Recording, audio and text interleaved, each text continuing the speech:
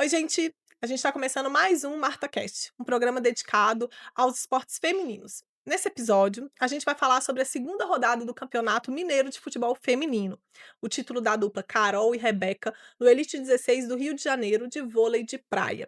A vitória de Luiz Stefani e Timeia Babos no WTA 1000 de Pequim no tênis. E a participação das ginastas brasileiras em etapa da Copa do Mundo na Hungria. Fica com a gente que a gente vai falar dessas e outras notícias das mulheres do esporte agora. Hoje a gente está aqui na mesa eu, Carol Vimiero, jornalista e professora da UFMG. Vou pedir para os meninos se apresentarem. Começa, por favor, Isabela.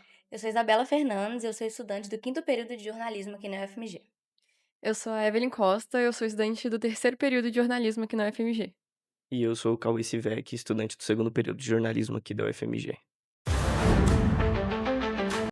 Muito bom, gente. Vamos começar então com o nosso bloco sobre futebol e falando aí dos jogos dos três times, né, da capital. Na verdade, falando dos jogos de todos os times, né, que estão envolvidos no Campeonato Sim. Mineiro Feminino, porque tem 6 times, né, na competição e cada um dos times da capital pegou um dos outros times do interior. Vamos começar com o jogo do Cruzeiro. O Cruzeiro venceu o Valadares por 7-0 nesse final de semana. Conta os detalhes pra gente, Cauê. É isso mesmo, no último sábado, dia 27, o Cruzeiro goleou mais uma vez o Valadares, mais uma vez um time, né, nesse campeonato, dessa vez o Valadares por 7-0. Outra goleada e mais uma vez o destaque da partida foi a Letícia, a atacante do Cruzeiro, marcou um hat-trick e agora tem 9 gols no campeonato, que é o mesmo número de gols do Atlético Mineiro, do Itabirito, do Valadares e do Araguari juntos no campeonato, então Pouco gol. pouco gol. Só ela já é praticamente o terceiro melhor ataque do campeonato, enfim. Além dela, a Gisele, a Letícia Alves e a Bianca Brasil marcaram. A Bianca Brasil, que com os 2 gols da partida de ontem se tornou a maior artilheira do Cruzeiro na modalidade feminina da história, com 50 gols. Então, mais uma partida, o Cruzeiro vencendo e convencendo, fazendo o papel que tem que ser feito nessa primeira fase, que é golear todos os jogos possíveis. E agora a expectativa para o clássico no próximo sábado, às 15h. É, o clássico que é no sábado, né, às 3 horas na Arena Gregorão, em Contagem. Jogo aí entre Atlético e Cruzeiro, que promete também definir, né, quem vai ser o líder isolado, né, É, possivelmente, né. exatamente. O Cruzeiro que tem 28 de saldo e o Atlético 4 de saldo, então o Cruzeiro tá na frente por enquanto, mas realmente, se o Atlético vencer lá, passa o Cruzeiro. Ou se o Cruzeiro vencer, vai ficar isolado. Isso, se o Cruzeiro vencer esse Quer dizer, jogo, muito tem o América provavelmente ainda, né. exato, tem o confronto contra o América também que vai definir muito. E esse primeiro lugar é muito importante, né, para os times, porque o primeiro no regulamento do campeonato enfrenta o quarto. Então, assim, se tudo correr com naturalidade, né, com favoritismo, os primeiros 3 lugares vão ser Cruzeiro, América e Atlético, não nessa ordem, e o quarto lugar vai ser o time mais fraco. Então, muito importante classificar em primeiro para praticamente já ir para a final. Fugir de um clássico aí É, também, né, na exatamente. semifinal. Vamos falar um pouquinho agora do jogo do Atlético, que também venceu, jogou contra o Itabirito, e ganhou de 4-2, em jogo nesse final de semana. Conta os detalhes pra gente, Isabela. Foi isso mesmo, Carol. Pela segunda rodada do Campeonato Mineiro, o Atlético ganhou do Itaberito por 4-2 e manteve aí 100% de aproveitamento na competição, né? Então, 2 jogos e 2 vitórias. Foi muito falado que o Atlético mostrou uma evolução em relação à estreia contra o Valadares, que ganhou de 2-0 e conseguiu mesmo demonstrar a superioridade esperada e venceu com mais tranquilidade do que esse primeiro jogo por 2-0. Vamos falar aqui um pouco de quem fez os gols do Atlético. A Ingrid abriu o placar aos 10 minutos da primeira etapa em cobrança de pênalti, mas a equipe adversária empatou pouco tempo depois com gol de Cimeia. Mas aí, aos 23 minutos, a paraguaia Cindy Gomes colocou o Atlético de novo na frente. Então, o primeiro tempo acabou aí 2-1 para o Atlético. Já no segundo tempo, aos 18 minutos, a zagueira Karen Cristina, que recentemente até renovou o contrato até o fim de 2026, cobrou falta no canto da goleira Marcele e ampliou o placar. O quarto gol do Atlético saiu aos 30 minutos com Luana e nos acréscimos a Toró diminuiu a diferença para o Itabirito após rebote da goleira alvinegra em cobrança de falta. Com os 6 pontos e o saldo de 4 gols, como o Cauê já disse também, o Atlético segue ali na terceira colocação, atrás do Cruzeiro, que é líder, e do América, que é o vice-líder. Sim. Todo assim, né, os 3 times 100%, né, ganharam os Exato. 3, os jogos até agora, e a os 2 jogos até agora, e a definição tá aí no saldo de gols. Os jogos do Atlético com os placares um pouco mais Um magrinhos, pouco né. menos elásticos. É, Até foi muito questionado, assim, o fato de o Atlético podia ter perdido realmente o jogo de estreia, que foi 2-0, tomou bola na trave, tomou muita pressão, foi passo então aperto, né. exato. Então já demonstrou, né, uma evolução para esse segundo jogo e que continue evoluindo aí também, a tendência é que evolua, né, no resto do Sim, campeonato. sim. Vamos falar um pouquinho do jogo do América agora, que também ganhou, e goleou, o Araguari, que parece que, né, assim, tá aí a toda rodada, tem sofrido derrotas, né, elásticas. Dessa vez perdeu para o América por 9-0. Conta os detalhes pra gente, Evelyn. É isso mesmo, Carol. No último sábado, do dia 27, o América ele goleou o Araguari por 9-0 na Arena Santa Cruz, pela segunda rodada do Campeonato Mineiro, né? E logo nos primeiros 5 minutos do primeiro tempo, a Rafa Leves abriu o placar e aos 22, a Pimenta marcou o segundo gol, ampliando vantagem. Aí, ainda no primeiro tempo, elas marcaram mais 2 gols e o quinto veio nos acréscimos, encerrando essa primeira etapa com 5-0 para o América. E no segundo tempo, as americanas mantiveram esse ritmo e logo nos 3 primeiros minutos também, com a Maiara, elas marcaram um gol de cabeça, inclusive, e que teve sequência com o sétimo gol que a Soraya fez, coincidentemente aos 7 minutos também do segundo tempo. E esse segundo tempo também contou com mudanças estratégicas na equipe, que a Laís Giancomel, ela entrou no segundo tempo e marcou o oitavo gol aos 22 minutos, junto com a Gadu, que também foi acionada nessa etapa final, e ampliou o placar aos 28 minutos, consolidando em si a vitória de 9-0 na segunda rodada do campeonato. Agora, as meninas, elas vão pegar o Valadares no próximo sábado, às 3 horas também, na Arena Frimisa, buscando manter esse desempenho com a vitória que elas tiveram nessas 2 últimas jogadas. Sim, no próximo sábado, então, a gente vai ter, né, esses jogos, né, América e Valadares e Cruzeiro e Atlético, e provavelmente teremos aí movimentação aí, né, na tabela, assim, né, Eles não se possível enfrentaram ainda, né, nenhum dos 3 se não, enfrentaram, então agora as não. coisas começam a mudar, Primeiro né. Sim, sim. primeiro jogo aí, né, que vai ter os 2 da capital. E o que a gente estava falando aqui antes de entrarmos no ar, né, possivelmente o América pode, né, se tiver um empate, Sim. né, ou Com então certeza. o clássico pode ser que defina aí quem sai, né, consegue, eh, ficar aí, né, no topo da tabela. Vamos falar agora, gente, da Copa Maria Bonita de futebol feminino, que é um torneio, que está sendo organizado, né, e vai envolver times, do Nordeste. Conta os detalhes pra gente, Isabela. Pois é, saindo agora um pouco, né, do futebol aqui de Minas Gerais, ampliando aí para outras regiões do Brasil, a primeira edição da Copa Maria Bonita de futebol feminino já está com data de estreia marcada, iniciando no dia 2 de outubro e indo até o dia 11 de outubro, na cidade de São Lourenço da Mata, na Arena Pernambuco. A competição conta com 9 equipes dos estados do Nordeste e os naming rights dessa competição foram adquiridos pelo Bet Nacional, né? Essa casa de aposta aí que também patrocina alguns outros times aqui de Minas e do Brasil inteiro. Os times que participam desse campeonato e a divisão dos grupos ficou assim. O grupo A tem ABC, Botafogo da Paraíba e Sport. O grupo B tem Atlético do Piauí, Bahia e CRB. E o grupo C tem Confiança, Fortaleza e Sampaio Correia. A primeira rodada acontece no dia 2 de outubro e terá os confrontos entre Sport e Botafogo pelo grupo A e Confiança e Sampaio Correia pelo grupo C. E no dia 3 de outubro acontece o confronto entre CRB e Atlético do Piauí pelo grupo B. Todos esses jogos vão ser transmitidos pelo canal Gold no YouTube e também contam com exibições na Globo Nordeste, Sport TV e Globoplay. E a final da competição acontece no dia 11 de outubro.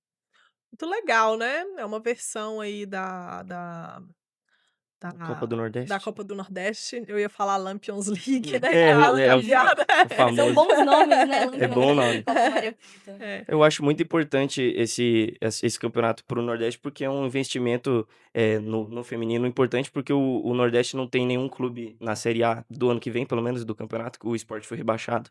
Então acho que mais um campeonato, né, e com patrocínios, acho que Sim. movimenta mais os clubes, os investimentos podem aumentar, então acho que é muito benéfico para o futebol nordestino feminino. Sim, e bem legal que vai ter transmissão, né, Sim, parece sim. que, tá bem Dá organizado visibilidade para também, dar visibilidade. É, Muitas vezes, não tem calendário, né, para alguns times, assim, também. que não estão no Campeonato Brasileiro, os times ficam sem jogar mesmo, então é bom ter campeonato com transmissão e com investimento mesmo. legal. Vamos agora, gente, para fechar então esse nosso primeiro bloco, passar por um giro das outras notícias do futebol feminino que não entraram aqui no primeiro bloco e que estão todas publicadas no site da Revista Marta, revistamarta.com. Bahia, Ferroviária, Palmeiras e São Paulo estão nas semifinais da Copa do Brasil Feminina. Os jogos das semifinais devem ser disputados depois da realização da Libertadores, que começa dia 2 de outubro e termina dia 18 do mesmo mês. Na penúltima data FIFA do ano, a seleção feminina de futebol irá enfrentar a Itália no dia 28 de outubro, na cidade de Parma. O amistoso será a segunda partida do Brasil na janela, já que 3 dias antes, as brasileiras irão jogar contra a Inglaterra. Na última quarta-feira, dia 24, foi divulgada a convocação da seleção brasileira para a primeira Copa do Mundo Feminina de Futsal da história. A competição, organizada pela FIFA, ocorrerá de 21 de novembro a 7 de dezembro em Pasig City, na região metropolitana de Manila, nas Filipinas. A gente termina nosso bloco agora e a gente volta já já com mais notícias de esportes femininos. A gente está de volta para o nosso segundo bloco, para a gente falar bastante de vôlei. Antes da gente começar, vou pedir para as meninas se apresentarem. Carol, por favor. Oi, eu sou a Carol Freire, eu tô no quarto período de jornalismo e sou voluntária no Coletivo Marta. Oi, eu sou a Keila, estou no terceiro período de jornalismo e sou voluntária aqui no Coletivo Marta. Oi, eu sou Franciele Messias, estou no quinto período de jornalismo e sou voluntária aqui no Coletivo Marta. Então vamos lá, gente, vamos falar bastante de vôlei aí, começando com essa notícia de que a Carol e a Rebeca venceram a Tamela e a Vicky e foram campeãs do Elite 16 no Rio de Janeiro. Conta pra gente, Carol, os detalhes. É isso mesmo, numa final brasileira no último domingo, dia 28, a Carol Solberg e a Rebeca derrotaram as compatriotas Tamela e Vicky por 2 sets a 1 com parciais de 18-21, 21-18 e 15-11. E levaram o título na etapa do Elite 16, que foi no Rio de Janeiro. A dupla campeã mostrou superação durante a etapa do Rio de Janeiro. Elas tiveram uma vitória e uma derrota na fase de grupos, venceram na segunda rodada e perderam nas oitavas e seguiram na competição pelo critério de desempate. Apesar desses tropeços iniciais, a dupla reagiu e ganhou das canadenses vice-campeãs olímpicas Melissa e Brand e das estadunidenses Cannon e Kraft na semifinal. Com o resultado, a dupla formada esse ano chega a 2 vitórias e 3 finais em 9 etapas do Elite 16. Campeãs em Quintana Roo, no México, e vice-campeãs em Brasília.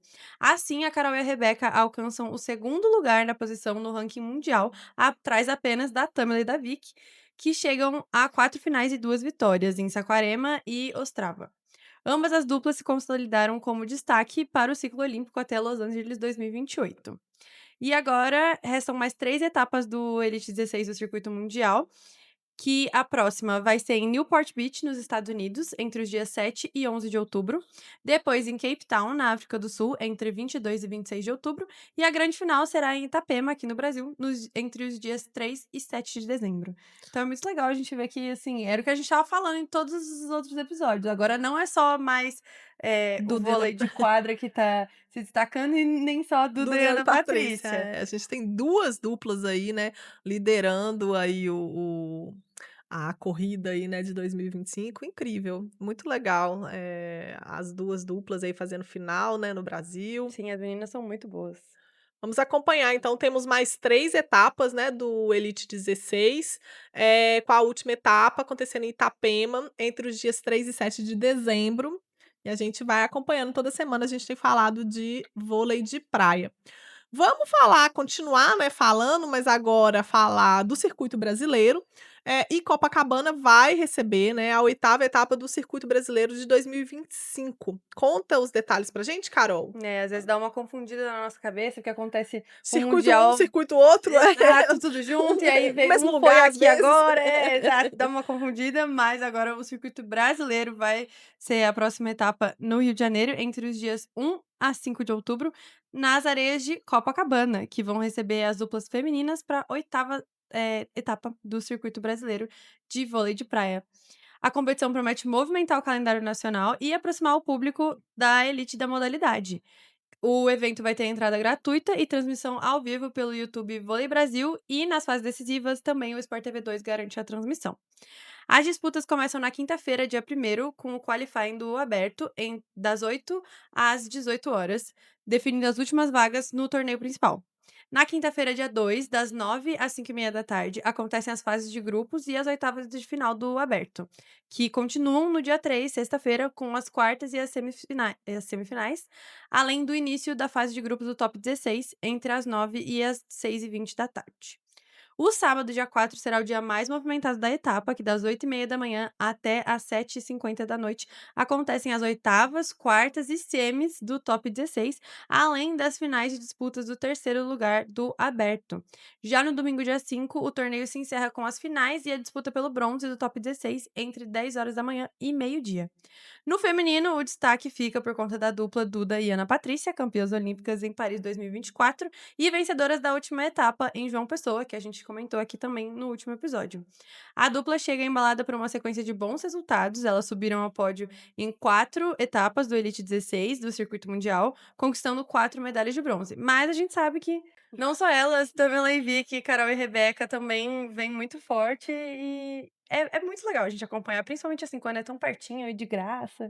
É porque o Brasil é tão importante no circuito do vôlei de praia que o circuito brasileiro e o circuito internacional, eles se misturam, assim, né, Parece porque que é a não tem mesma coisa. diferença, né. Então você tem, enfim, competição e torneio acontecendo o tempo inteiro. O que é ótimo pra gente, muita coisa pra Maravilhoso, é. acompanhar, as meninas brilhando, é muito legal. Então vamos acompanhar, né, gente, com transmissão aí pelo YouTube Vôlei Brasil, começando nessa quarta-feira, dia 1º, e com a transmissão das fases decisivas, no Sport TV, sábado e domingo, né, com semifinais e finais. Vamos agora, falar um pouquinho de vôlei de quadra, né. O Flamengo, venceu o Minas e garantiu aí o título da Taça Brasil 2025. Conta os detalhes pra gente, Keila. Isso mesmo, Carol. Pela disputa da Taça Brasil 2025, que é um torneio amistoso de pré-temporada, o Sesc Flamengo superou o Gerdau Minas na última quinta-feira, dia 25, no ginásio Moringão, em Londrina, por 3-2, com as parciais de 23-25, 22-25, 25-21, 28-26 e 15-10. Só pelas parciais dá pra gente ver que foi bem acirrado. Disputado. Os primeiros sets tiveram domínio da equipe mineira, que estava próxima ao título. Contudo, o time carioca reagiu e, de maneira eletrizante, empatou a partida. A equipe rubro-negra forçou o tie-break e foi superior e conquistou a taça. E no mesmo dia, o Maringá venceu Londrina por 3-0, com as parciais de 25-12, 25-18 e 25-14, garantindo assim o terceiro lugar. Então mais um torneio aí, né, dos preparativos aí, né, do vôlei, de quadra para voltar, né, a Superliga. Um outro, né, pequeno torneio que também deve acontecer agora, é o Campeonato Mineiro de Vôlei Feminino, né, que começa nessa quinta-feira, né, aqui em Belo Horizonte. Conta os detalhes pra gente, Fran. É isso aí, Carol. Na próxima quinta-feira, agora dia 2, né, o Campeonato Mineiro de Vôlei vai acontecer na Arena UniBH, aqui em Belo Horizonte. Minas, Mackenzie, o Praia e o Brasília, né, que é uma equipe do Distrito Federal, que foi convidada para disputar o campeonato. O campeonato vai durar 3 dias. A competição contará com 6 partidas no formato de pontos corridos, em que vitórias por 3-1 ou 3-0, o vencedor soma 3 pontos, e vitória por 3-2, o ganhador acumula 2 e o time derrotado leva 1. Ao final, quem somar mais pontos fica com o topo do pódio. Além das equipes, né? Das equipes mineiras, o Brasília vai disputar. Foi convidado, né, Foi pra convidado, disputar. isso. Na quinta, dia 2, o Minas e o Brasília abrem a competição às 6 horas da tarde. O segundo jogo será entre Praia e Mackenzie às 8h30 da noite. Já na sexta, o anfitrião enfrenta o Mackenzie às 6 horas da tarde e a equipe do Triângulo Mineiro joga contra o Brasília às 8h30 da noite. No último dia, no sábado, dia 4, o Mackenzie joga contra o Brasília às 3 horas da tarde. E para fechar a competição, acontece o famoso clássico pão de queijo, né? Às 5h30. Minas e Praia, o que chegam como favoritas, né, para a competição, duelo é uma partida que pode ser a final, mesmo sendo um campeonato ali de pontos corridos, né? Uhum. É, o torneio terá a transmissão do O Tempo Esportes pelo YouTube, e os ingressos para acompanhar de perto a partida já estão disponíveis ali no Simpla. Então a gente, no final de semana, entre quinta, sexta e sábado, a gente tem uma Uhum. maratona de vôlei aqui em BH, Sim, né? sim. Já estávamos todas ali, né, Exato, a gente já procurando estava as combinando de ir, combinando de o ingresso. assistir. Principalmente o O clássico, clássico, né? né? O clássico pão Pão de de queijo, queijo. não tem jeito. Não só. Provavelmente vai ser a final mesmo, pra Sim. decidir o campeão do campeonato. E não só por ser o clássico, mas acho que também. Tava até comentando com outras pessoas esse dia que as meninas da seleção, a maioria, elas estão ou Estão no envolvidas Praia, no ou jogo, no né? Minas, ou no Flamengo, ou fora do Brasil. Então, Então você assistiu o clássico, você tá assistindo. sim, seleção. É um jogo nível É. muito alto. Então. Então tem muita gente boa envolvida nesse jogo. Exatamente, exatamente. Seleção mesmo, nível É. seleção. É um nível muito alto. Aí Sim. todo mundo quer acompanhar. Comprar logo, hein, gente, que vai acabar esses É. ingressos, né. Então é isso, a gente na semana que vem, né, traz aí, os resultados, mas todo mundo, né, ansioso, principalmente Sim. para o jogo entre Minas e Praia, que deve acontecer no sábado, dia 4, às 5h30 e que vai ter transmissão do Tempo Esportes no YouTube. canal deles do YouTube. Isso. E para fechar o bloco do vôlei, agora vamos passar por um giro das outras notícias da modalidade, que não entraram aqui, mas que estão publicadas no revistamarta.com.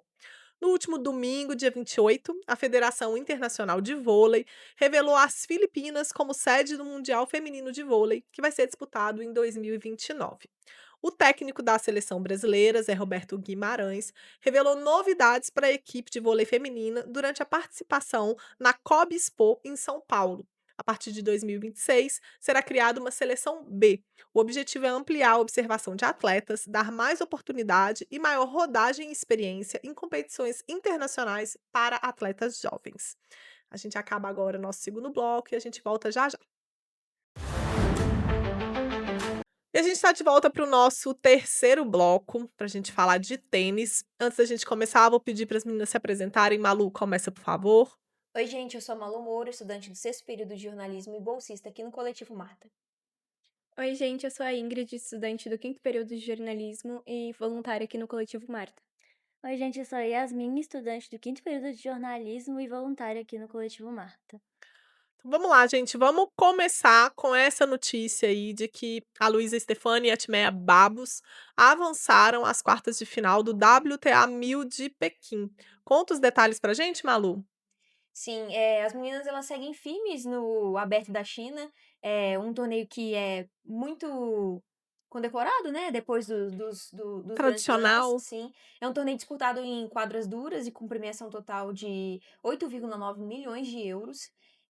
As meninas estrearam muito bem diante da Sorana Cîrstea e a Ana Kalinskaya, a brasileira e a húngara, que são cabeças de chave número 7, venceram na madrugada dessa terça-feira, dia 30, as chinesas Yang e Xifangshu, por 2 sets a 1, com parciais de 4-6, 6-1 e 10-4, garantindo vaga nas quartas de final. A vitória ela foi conquistada após um jogo muito duro, marcado por uma alternância de domínio entre as duplas. No primeiro set, a única quebra veio no sétimo game, quando a dupla chinesa aproveitou a chance que teve e fechou um 6-4. A Stefani e a Babos elas reagiram na segunda parcial com muita firmeza, venceram por 6-1, sem enfrentar breakpoints e devolvendo 2 quebras. No match tie-break, elas chegaram a estar atrás por 0-2, enfrentaram rallies longos e bem consistentes, bem disputados, mas retomaram o controle a partir dos serviços e embalaram 6 pontos consecutivos para selar a vitória 10-4. Essa foi a sexta vitória seguida da parceria, que vive uma grande fase desde a conquista do título do SP Open, uma temporada por si só muito boa. Né, o título foi há pouco mais de 2 semanas, a gente cobriu aqui. Além disso, o resultado confirma a quarta vitória da Stefani Dababo sobre a dupla chinesa apenas em 2025. Elas já haviam vencido em Montreal, em Cincinnati e no US Open. Nas quartas de final, a Stephanie e a Babos elas vão enfrentar a japonesa Miyu Kato e a húngara Fanny Stolar, que venceram a atual campeã de Wimbledon, a russa Verônica Kudermetova, e a belga Elise Mertens, nas oitavas da competição. As próximas adversárias surpreenderam ao eliminar as cabeças de chave número 3, né? São as atuais campeões, venceram por 2-6, 7-6 e 12-10. 2 sets a 1. A campanha em Pequim ela é muito importante, ela também é corrida pela WTA Finals, que reúne as 8 melhores duplas da temporada em novembro, na Arábia Saudita. Com a vitória, a Stephanie e a Babos elas podem alcançar 3.315 pontos e ocupam agora a 7ª posição na classificação, abrindo uma vantagem considerável em relação às concorrentes diretas delas. No ranking individual de duplas, a Luiz Stephanie, que é número 1 do Brasil e número 23 no mundo, reforça a consistência que ela vem apresentando nessa temporada.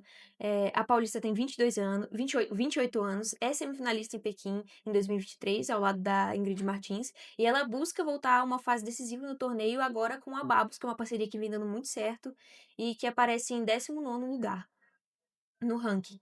É uma solidez técnica e uma confiança em momentos decisivos. A parceria já soma títulos importantes em 2025, em Liège, em Estrasburgo e São Paulo, e mostra cada vez mais força na reta final da temporada, mirando uma classificação para o Finals. A Luísa estava comentando com a Carol mais cedo, muito firme, muito confiante, sobe muito bem na rede. Os momentos em que elas acabam titubeando geralmente não são por parte Sim, da Luísa. sim, Ela, inclusive, é quem costuma puxar para uma retomada. sim. E vem fazendo belos jogos, os 2 jogos muito bons em Pequim, e o próximo jogo promete. Promete. E as 2 estão muito bem, né, aí pra disputar o WTA Finals. Eu tô botando fé que elas não só vão jogar o WTA Finals, como não sei, pode ser o maior título delas, né, se Sim. elas, Vale lembrar que é uma dupla muito recente, né, sim, que vem dando muito certo logo de cara.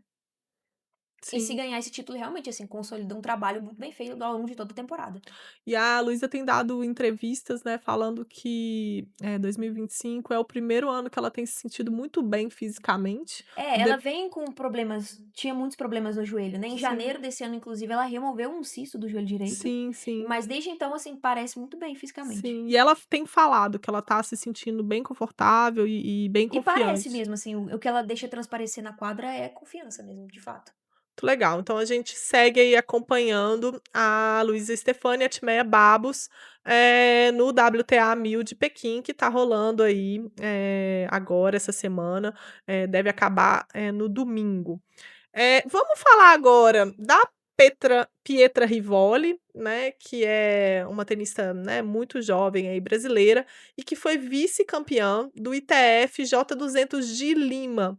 Conta os detalhes pra gente, Ingrid. É isso, a Pietra Rivoli, ela tem só 17 anos e ela encerrou com destaque a sua participação no ITF J200 de Lima, no Peru. Ela jogou representando o Recreio da Juventude e é integrante da Rede Tênis Brasil. Conquistou o vice-campeonato de simples e um dos torneios mais importantes do circuito juvenil internacional. A final foi disputada no último sábado, dia 27, e ela enfrentou a principal favorita da competição, a tcheca Sofia Etlerova, número 84 do ranking mundial juvenil da ITF. Foi um duelo equilibrado. A brasileira ela saiu na frente, mas acabou sendo superada de virada com parciais de 2-6, 6-3 e 6-3. A campanha, porém, ela marcou a melhor da carreira em torneios desse nível e somou pontos que levaram ela para o 104º lugar do ranking. Foi um salto de 25 posições e ela acabou se tornando também a terceira melhor brasileira da lista. Além da final de simples, ela também atuou nas duplas ao lado da rival da final, a Etlerova, e juntas elas eram principais cabeças de chave, mas foram eliminadas na semifinal. A rival tcheca de apenas 16 anos conquistou em Lima o 6º título da carreira juvenil e foi o primeiro de 2025. O resultado reforça esse bom momento que ela vem vivendo, né, nessa carreira juvenil dela. Ela já possui 2 títulos, um ITF J60, conquistado no Chile em 2023, e acumula experiências relevantes no circuito. Nesse ano, ela também disputou o Roland Garros Juvenil e venceu a Junior Series, além de que ela teve uma primeira oportunidade num torneio profissional, participando do WTA, na quali do SP Open, né, agora em setembro.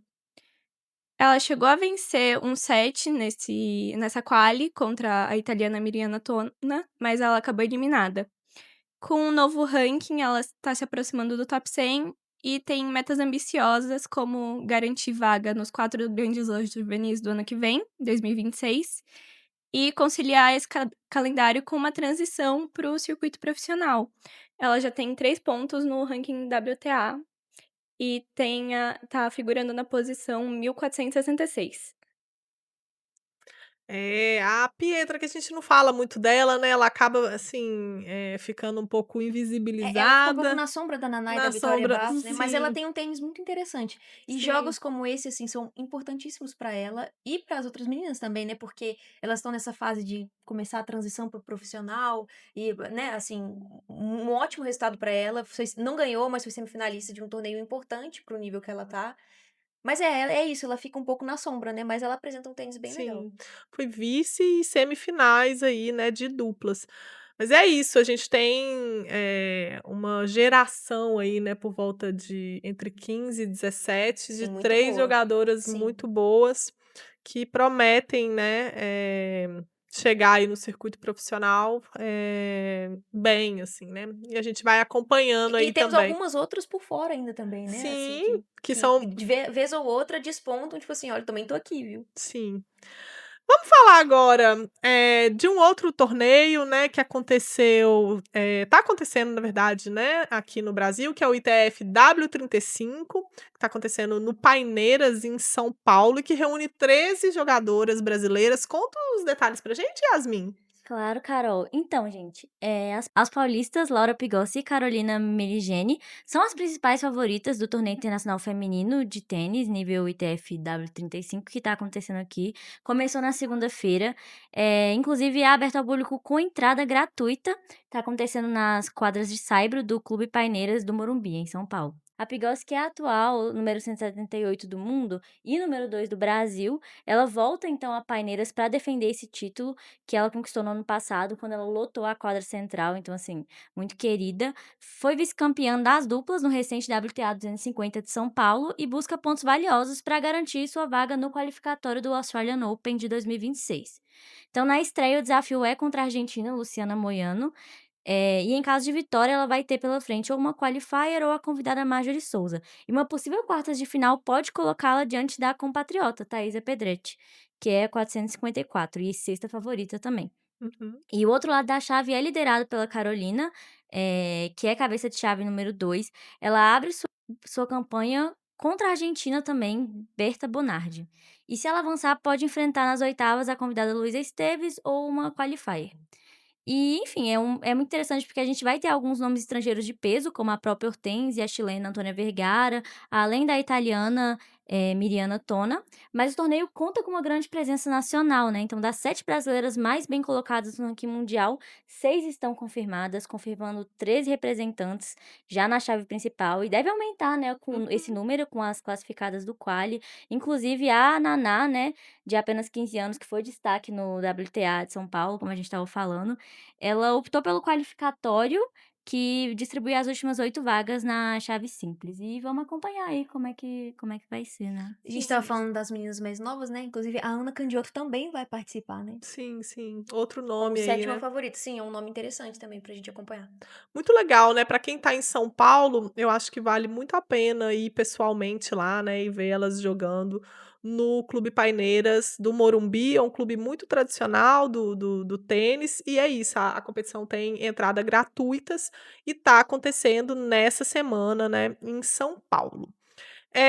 A gente termina por aqui o bloco do tênis e volta já já com mais notícias de esportes femininos. Está de volta para o nosso quarto e último bloco. Vou pedir para os meninos se apresentarem. Sentaram aqui agora, por favor, começa Sol. Oi, gente, eu sou a Soraya Carvalho, sou estudante do quarto período de jornalismo e bolsista aqui no Coletivo Marta. Eu sou Emanuel, eu sou estudante de jornalismo no quarto período aqui da FMG e sou voluntário no Coletivo Marta.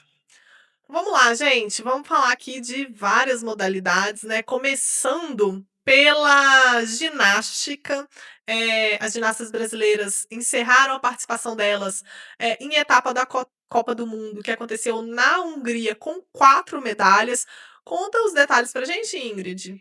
Sim, então essa etapa da Copa do Mundo aconteceu em Szombathely, na Hungria, e elas conseguiram classificação para 5 finais e todas as ginastas saíram com medalha. Na sexta-feira, 26, aconteceram as classificatórias, que garantiram a presença de todas as representantes do time Brasil nas finais.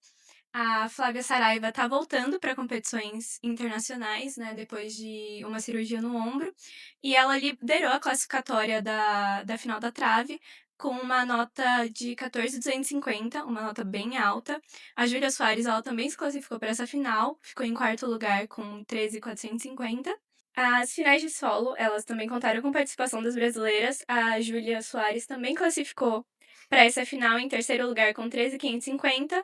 E a nossa caçulinha, Júlia Coutinho, também classificou na segunda colocação com 13.350.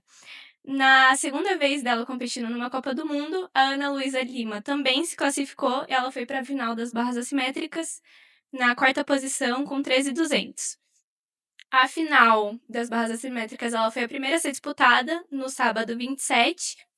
E a Ana Luísa fez uma apresentação bem sólida, tirou a nota de 13.050, que foi o suficiente para ela subir no pódio e conquistar a medalha de bronze. No domingo vieram as outras finais. A final de trave foi primeiro, a Flávia brilhou e confirmou seu favoritismo, com uma série com uma nota de dificuldade um pouquinho mais alta, na qual ela tinha feito uma série mais simplificada. Na apresentação final ela fez uma nota com uma dificuldade mais alta, mas a nota foi um pouquinho mais baixa, porque ela teve alguns pequenos desequilíbrios, perdeu a ligação de alguns elementos, e a nota de partida dela foi 5.7, e ela tirou 13.800 para conquistar a medalha de ouro. Saiu do aparelho cravando a saída, cravando o salto, comemorou com aquele sorriso carismático dela e até com dancinha. A Júlia Soares, já nessa final, ela teve alguns desequilíbrios e fez grandes pausas durante a apresentação, o que rendeu para ela um 12.700 pontos e a sexta colocação. Já na final do solo, a gente teve uma dobradinha das Júlias no pódio. Ao som de um mix de Raça Negra e Edith Piaf, a Júlia Soares ela cravou sua apresentação e conquistou a prata com 12.550 pontos. E a Júlia Coutinho, só de 15 anos, ela apresentou o som de Maria Maria e recebeu 12.250 para ficar com bronze. Muito legal aí, né? E aí na preparação para o Mundial, né, na Indonésia, que acontece aí daqui cerca de um mês. E a equipe com renovação, né? Atletas jovens e ao mesmo tempo, né? Com a presença da Flávia Saraiva, o vídeo dela, né? Rodou aí bastante nas redes sociais. Rodou muito. Muito legal a gente acompanhando aí a ginástica. Vamos falar agora um pouquinho de boxe. A Bia Ferreira defendeu o cinturão dela pela Federação Internacional de Boxe. Conta os detalhes pra gente, Emanuel. Exatamente, Carol. A pugilista brasileira a Bia Ferreira, ela lutou nessa última noite de sábado, dia 27, e defendeu com êxito o cinturão mundial peso leve, categoria até 60 quilos, da Federação Internacional de Boxe. Foi um combate foi realizado em São Paulo, no Spartan Fight Night, que teve como evento principal o polêmico confronto entre o Popó e o Vanderlei Silva. A brasileira, ela teve uma luta muito disputada contra a uruguaia Maria Moneo, a Panterita, como é conhecida, e venceu por decisão unânime dos juízes com placares 98-92, 98-92, 98-92 e 96-94 a favor da brasileira. Essa que foi sua primeira luta no Brasil, primeira vez que ela luta aqui no território nacional. Ela se impôs desde o início, acelerou o ritmo do combate, deu bons golpes e dominou a maior parte das ações durante a luta toda. Tanto que foi pontuada, né, a maioria dos juízes com 8 rounds a favor dela dos 10. A Moneu, por sua vez, ela teve momentos de pressão, especialmente nos rounds intermediários, chegou a levar a Bia para as cordas e pressionar, só que a brasileira conseguiu se esquivar muito bem e usou a movimentação para manter o controle da luta. O quarto round foi um dos rounds mais fortes da Bia, que foi quando ela conseguiu acertar bons golpes, deixou a uruguaia cambaleando, quase conseguindo um nocaute técnico. E nos momentos finais, a já desgastada a Moneu partiu pra cima da Bia, só que ela conseguiu neutralizar bem as investidas e administrar a vitória. Com essa vitória, a Bia ela alcançou a 8ª vitória seguida dela no boxe da federação, então ela ainda não perdeu no boxe federado, são 8 vitórias e nenhuma derrota no cartel. E essa é a terceira defesa bem-sucedida dela no cinturão do peso leve. E depois do combate, ela deu uma entrevista muito, muito bonita. Ela elogiou muito o público presente na arena. Ela ficou muito feliz de ter lutado pela primeira vez aqui no Brasil. E ela destacou muito a importância desse evento para o boxe feminino e para a visibilidade do esporte aqui no Brasil. Incrível, né? Bia que é incrível. E que o jogo, assim, né, a luta terminou, não acabou em pancadaria, né? Exatamente. Vale destacar. Muito legal. Vamos falar agora um pouquinho de tênis de mesa. As irmãs Takahashi foram eliminadas, né, no WTT China Smash, nos últimos dias aí. Conta os detalhes pra gente, Soraya. Boa, Carol, entre os dias 25 e 5 de outubro, Pequim está recebendo o WTT China Smash, que é um dos principais torneios do circuito mundial de tênis de mesa. E o Brasil, ele estreou com vitórias, né, das irmãs Bruna e Julia Takahashi. A Julia foi a primeira a entrar em ação, ainda no qualifying, diante da sérvia Sabine Surjan, número 125 do ranking mundial. Ela até começou bem, sacando e recebendo com qualidade e fechou o primeiro game em 11-6 sem muitas dificuldades. No segundo, a adversária cresceu bastante, a Sabine começou a variar os serviços e receber muito bem e acabou dominando a Julia, fechando por 11-4. Já na terceira parcial, a brasileira entrou de novo no jogo, começou a impor o seu ritmo e forçando os erros da Sérvia e fechou por 11-9 após perder 3 game points. O quarto game foi mais equilibrado, mas a Julia ficou bastante centrada, ela não cedeu a pressão e acabou fechando por 12-10, avançando para a próxima fase, que infelizmente foi ali que ela caiu, ela não resistiu à chinesa Yang Yun, que é a atual campeã do WTT FIDE Capadócia, que foi o último torneio que a Julia disputou, e a gente falou aqui nas outras semanas. Ela sofreu muito com o estilo defensivo da chinesa, e perdeu por 3-0 com parciais de 11-7, 11-3 e 11-3. A Julia trabalhou bastante os pontos, né? O que faltou foi uma maior precisão na última bola, na hora de finalizar, e ela ficou muito frustrada com isso, tanto que durante as transmissões era possível ouvir ela falando algumas palavras não muito repetíveis em português. Eu senti que ela perdeu bastante a paciência com o estilo de jogo da chinesa, que era canhota e muito defensiva, então foi uma cozinhação de bola, aquelas bolinhas trocando bem curtinhas, sabe? E a Julia, ela perdeu bastante a paciência com isso, tanto que ela começou a forçar mais, mas quando você começa a forçar, você também abre margem para maiores erros, né? Uhum. A Bruna Takahashi estava na área técnica, então elas conversaram bastante. Algo muito legal de assistir a Julia é que ela é muito expressiva. Então, durante o jogo muito tenso, você conseguiu ouvir ela soltar pérolas atrás de pérolas e conversar com a Bruna em português. Então, foi algo muito bacana de ver essa relação das irmãs também ali dentro da quadra. Já a Bruna Takahashi, que entrou direto na chave principal, ela enfrentou a Fuyu, que é a atleta que representa as cores de Portugal.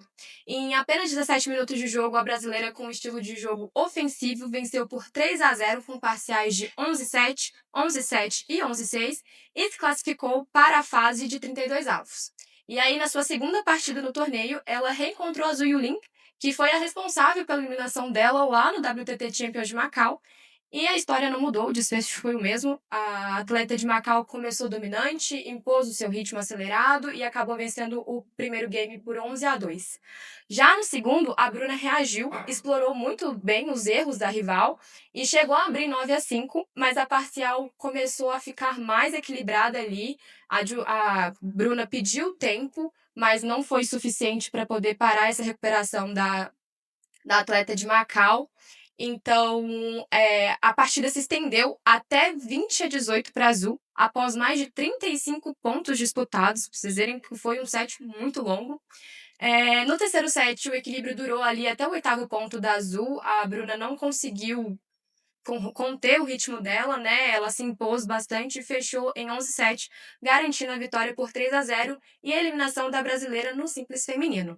A Bruna foi muito agressiva no jogo contra a Fuyu, teve bastante erros da Fuyu também, então ela conseguiu terminar o jogo com 17 minutos, como eu disse, mas no segundo game, né, que foi ali contra a Zhu Yuling. Inclusive, gente, o segundo game foi lindo. Foi algo muito bonito de ver. Foi uma aula de tênis de mesa. A Zhu Yuling e a Bruna estavam on fire. As duas não paravam, foi assim, muito bonito de ver. A Bruna aguentou bastante os rallies, ela construiu pontos com o serviço dela, mas ela não conseguiu no terceiro ali segurar a Zuling de novo. Infelizmente o resultado não foi favorável pra gente, mas foi, como eu disse, um ótimo jogo para assistir. A Takahashi segue viva no torneio lá nas duplas mistas ao lado do Calderano. A parceria brasileira avançou após vencer os chineses Feng Shui e Tian Yaqin por 3-0, e agora pela frente vai ter a dupla espanhola Álvaro Robles e Maria Chão. Certo. Então, na semana que vem, a gente fala aí de como que foi o desempenho dos dois, né? No WTT China Smash, que continua até dia 5 de outubro em Pequim. Vamos falar agora um pouco de natação, com 13 ouros e 2 recordes. O Brasil se destacou no Mundial de Natação Paralímpica. Conta os detalhes pra gente, Sol. Pois é, o Brasil encerrou a disputa do Mundial de Natação Paralímpica, que aconteceu lá em Singapura, com 39 medalhas, sendo elas 13 de ouro, 16 de prata e 10 de bronze. E na sexta colocação do quadro de medalhas do evento, disputado entre os dias 21 a 27 de setembro. O país foi representado por 29 atletas de 7 estados diferentes, sendo eles 16 homens e 13 mulheres, incluindo 5 estreantes em mundiais. Entre as 3 atletas da delegação, brilharam campeãs como Carol Santiago, Mariana Gesteira, além das estreantes Alessandra Oliveira e Beatriz Flauzino. A pernambucana Carol Santiago, da classe S12 Baixa Visão, venceu nos 50 metros livres e nos 100 metros livres, na qual se tornou tetracampeã mundial, e nos 100 metros costas, prova em que se consagrou também tricampeã. A fluminense Mariana Gesteira também chegou ao tricampeonato mundial em uma de suas provas, os 50 metros livres S9, comprometimento físico-motor, prova que venceu no último dia do mundial, além de ter obtido o ouro nos 100 metros costas e prata nos 100 metros livre. Já com relação às estreantes no campeonato, as paulistas Alessandra Oliveira, de 17 anos, e Beatriz Flauzino, de 21, conquistaram medalhas de ouro em sua primeira participação em um mundial. A Alessandra venceu os 100 metros peito S4, que é como se tem comprometimento físico-motor, e quebrou o recorde mundial, enquanto Beatriz se sagrou campeã dos 100 metros peitos S14 e registrou um novo recorde das Américas. No revezamento 4x100 livre e misto S14, as atletas com deficiência intelectual, a equipe formada por Gabriel Bandeira, Ana Carolina Soares, Beatriz Carneiro e Arthur Xavier conquistaram a medalha de prata com um tempo de 4 minutos e 5 segundos. Arthur Xavier é, inclusive, atleta vinculado ao Centro de Treinamento Esportivo, o CTE, aqui da UFMG. Com recordes, estreias vitoriosas e campeões consagrados, o Brasil encerrou a sua participação no Mundial de Singapura com uma campanha histórica, superando o desempenho dos Jogos de Paris e reafirmando sua força na natação paralímpica. Somos uma potência, né, gente, na natação paralímpica. E aí, vários nomes, né, muito conhecidos, como o da Carol Santiago, trazendo aí, né, um total de 39 medalhas, Só né? isso. Só. Incrível. E deixar os nossos parabéns aí também para o Arthur Xavier, né, que é atleta vinculado ao Centro de Treinamento Esportivo CTE da UFMG, né, e que fez parte aí da equipe do revezamento 4 por 100 livre misto, categoria S14. Para fechar agora, né, gente, o programa e o bloco, eu vou passar por um giro das notícias de várias modalidades femininas que não entraram aqui no programa, mas que estão publicadas no site da Revista Marta, revistamarta.com. Brasileiras Alice Gomes e Camila Lopes conquistaram a medalha de bronze no aparelho trampolim sincronizado na Copa do Mundo de Ginástica de Trampolim em Varna, na Bulgária, no último domingo, dia 28.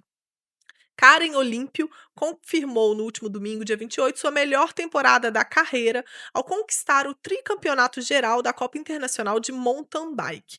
Brasileiras brilham no Sul-Americano Cadete Juvenil de Esgrima, conquistando ouro na espada feminina juvenil por equipes e prata no florete feminino juvenil, além de vários outros pódios individuais.